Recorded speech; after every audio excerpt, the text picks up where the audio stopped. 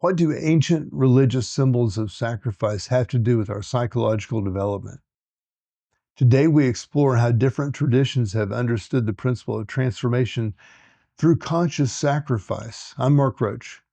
Welcome to Transcendent, my YouTube channel where I share my journey around the world through life, crossing the wide spectrum of human experience. This channel is all about inspiring common people to find their power. Today, I'll be continuing from the group meeting held at Birdlip on April 7, 1945, titled The Conception of Entropy in Science and the Effort in the Work. Dr. Nicole's Psychological Commentaries.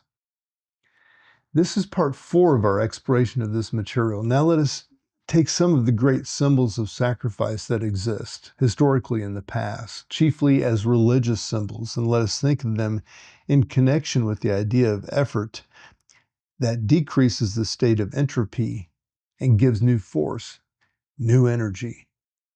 There is, first of all, the symbol of Christ on the cross, which gave us tremendous force to the world, or which gave tremendous force to the world at that time. There is also another symbol belonging to the same period and more easy to understand to begin with, the symbol of Mithraism, the religion that spread all over Europe before Christianity overcame it.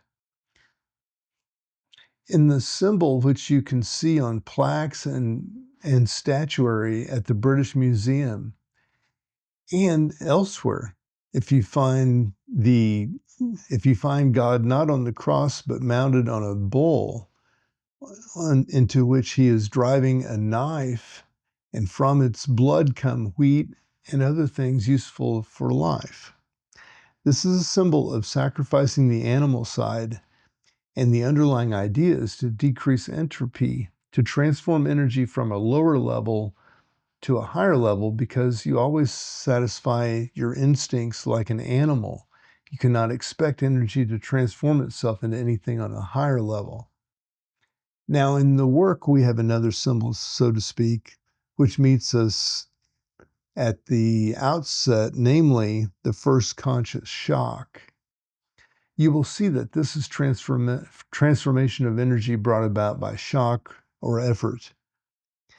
The work does not begin with the instincts and appetites, but with thoughts, feelings, forms of identifying, forms of imagination, negative emotions, internal considering, and so on. The work says that these are first efforts or sacrifices before anything further can be done. The second conscious shock lies in a different place. But of this we are not going to speak, because we must first know what the first conscious shock is. And this takes years and years of continually new experience, new insights, and new ways of giving it to ourselves.